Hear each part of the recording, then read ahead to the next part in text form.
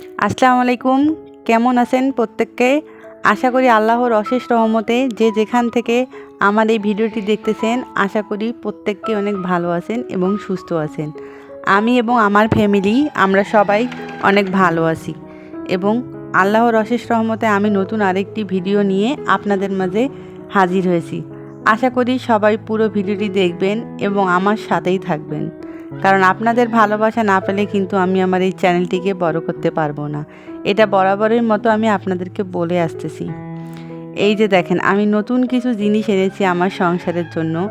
আসলে একটা ছোট জিনিস করতে গেলে আমাদের গৃহিণীদের যে কতটা ত্যাগ দিতে হয় সেটা শুধুমাত্র আমরাই জানি। কি বলেন আপুরা? অবশ্যই কিন্তু কমেন্ট করে জানাবেন। এই জিনিসটা যে আমি এনেছি সেটা আমার অনেক কষ্টের এবং আমার পরিশ্রমের, আমার জমানো কিছু টাকা থেকেই আমার এই জিনিসটা কেনা। রিসেন্ট আমার বাসায় কিছু মেহমান এসেছিল, তাদের জন্য মেনলি আমি এই গ্লাস সেটটা আর কিছু কাপ সেট নিয়েছিলাম। কারণ আমার আগের যে গ্লাসগুলো ছিল সেগুলো কিন্তু বেশ অনেক পুরাতনই ছিল এবং ভেঙেও গিয়েছিল অনেকটা।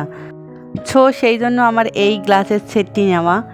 আর অবশ্যই কমেন্ট করে জানাবেন যে গ্লাসের সেটটি কেমন হয়েছে। আর আমি এখানে আনবক্সিং করে নিচ্ছি আমার হাজব্যান্ডের দ্বারাই, কারণ আমি ভিডিও করব আর সে আমাকে পুরোটাই সাহায্য করতেছে। আর এই যে দেখেন, মার্বেল কোটের যে কাপগুলো রয়েছে, কফি মগের মতো, কিন্তু এটা একটু সাইজে ছোট, দেখেই কিন্তু আমার অনেক বেশি ভালো লেগেছিল। আমি এটা এই জন্য নিয়ে এসেছি আমার বাসার জন্য। কেমন হয়েছে তা কিন্তু অবশ্যই আমাকে কমেন্ট করে জানাবেন। আর যে কোনো নতুন জিনিসে কিন্তু আমার বরাবরই চা খেতে, পানি খেতে ভালোই লাগে। আর আমি যেহেতু একটা সিঙ্গেল ফ্যামিলিতে লিড করি, তাই ভাবলাম যে অল্প অল্প করে আমার কুরকারিজ আইটেমগুলোকে একটু বাড়াই। কারণ আমার কুরকারিজ আইটেম বলা চলে যে অল্প কিছু, কারণ বিয়ের পর থেকে আমার অত বেশি কুরকারিজ আইটেম বা রান্নার জিনিসপত্র বেশি কেনার মতো অত ছিল না। কারণ আমি একা একাই সংসার করি, মানে আমার অত যৌথ ফ্যামিলি না, আমার একা একটা সংসার, ছোটো একটা সংসার। তাই অল্প কিছু আসবাবপত্র বা অল্প কিছু জিনিসপত্র হলেই কিন্তু হয়ে যায়। কিন্তু এখন দেখতেছি আলহামদুলিল্লাহ আমার একটু একটু করে সাজানো গোছানো সংসারটা অনেক বড় হয়ে গেছে, যেটা দেখলেই আর কি আমার অনেক ভালো লাগে।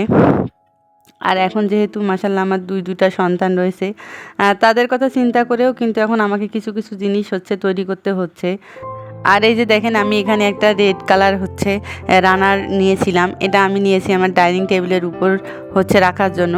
এটা বেশ বড় সড়ো একটা রানার। এই রানারগুলো দেখা যায় যে রোডের সাইডে সবসময় ভ্যানের মধ্যে পাওয়া যায়। আমি সেখান থেকে এর আগেও দুটো রানার নিয়েছিলাম, একটা এই ধরনের চওড়া টাইপের আর একটা গোল রানার ছিল। আর এটাও আমার বেশ ভালো লেগেছিল।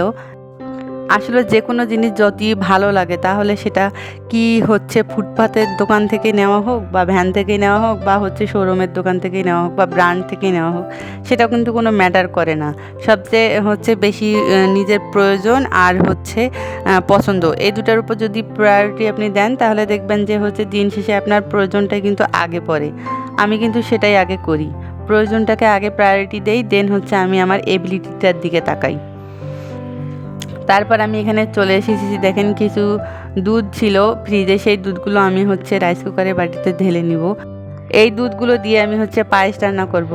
আর পায়েসটা আমি রাইস কুকারেই রান্না করি ম্যাক্সিমাম টাইমে, তাই আজকেও আমি দুধগুলো পায়েসের রান্না করার জন্য রাইস কুকারের বাটিতে ঢেলে নিচ্ছি। এখানে আমি 2 লিটার দুধ নিয়েছিলাম। 2 লিটার দুধের আমি পায়েস রান্না করেছিলাম মেহমানদের জন্য। এর গত ব্লগে আমি বলেছিলাম যে আমার বাসায় কিছু মেহমান এসেছিল। এটা ছিল সেই দিনের একটা ভিডিও ক্লিপ। কারণ যদি পুরো ভিডিওটা আমি অ্যাড করতাম তাহলে দেখা যেত অনেক বেশি লং হয়ে গেছে, তাই আমি কিছু কিছু করে পার্ট পার্ট করে আপনাদের সঙ্গে শেয়ার করতেছি। আর কেমন আমার ভিডিও কোয়ালিটি বা ভিডিওর থিম বা ভিডিওর থাম্বনেল অবশ্যই কমেন্ট করে কিন্তু জানাবেন। আমি চেষ্টা করতেছি আপনাদের চাহিদা মোতাবেক ভিডিও মেক করার। তারপরেও জানি না কতটা পারতেছি আর কতটা পারবো। আল্লাহ আমাকে যতটুকু এবিলিটি দিয়েছে তত সুন্দর করে আমি ভিডিও মেক করার চেষ্টা করে যাচ্ছি, বাকিটা দেখা যাক। আর আপনাদের দোয়া এবং ভালোবাসা তো অবশ্যই লাগবে। আর এই যে দেখেন, এখানে আমি কিছু পটল কেটে নিয়েছি, এগুলো আমি পরে তেলে ভেজে নিব।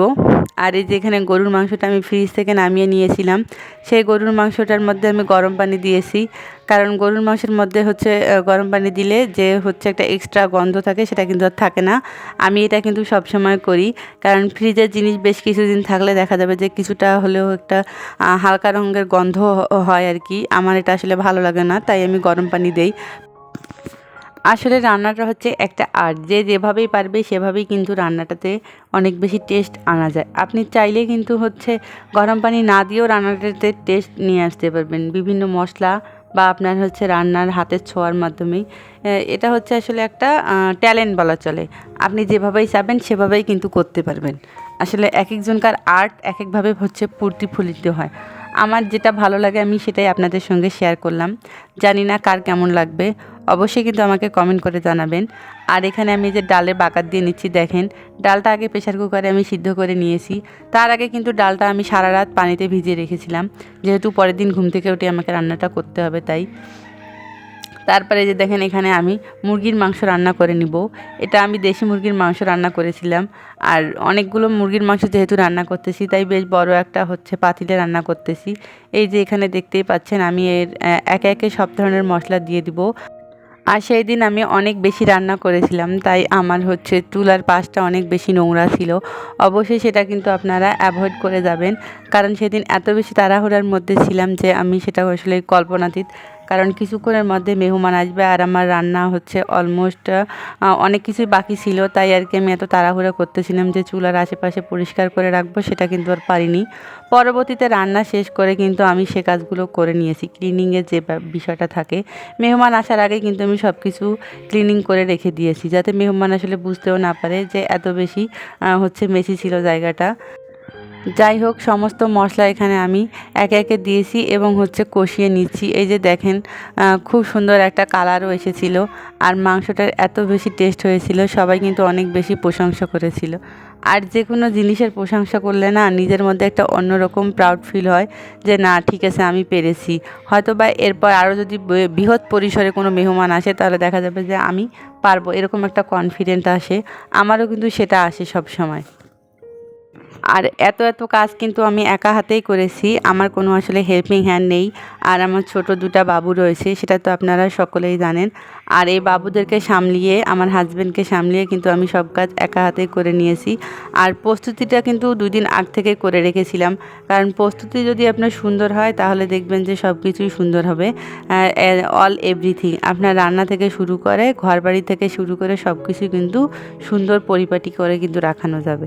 আর এই যে দেখেন আমি এখানে মাংসটা দিয়ে হচ্ছে নেড়ে ছেড়ে নিচ্ছি, আর কি কষিয়ে নিচ্ছি যেটাকে বলা হয়। আমি একে একে হচ্ছে সব ধরনের রান্না করে নিব। বরাবরের মতো একটা কথা বলে নিতে চাই, আমার এই ভিডিওটি যদি কোনো অংশ আপনাদের কাছে ভালো লাগে, প্লিজ একটা লাইক দিবেন এবং কমেন্ট করে আমার চ্যানেলের পাশেই থাকবেন।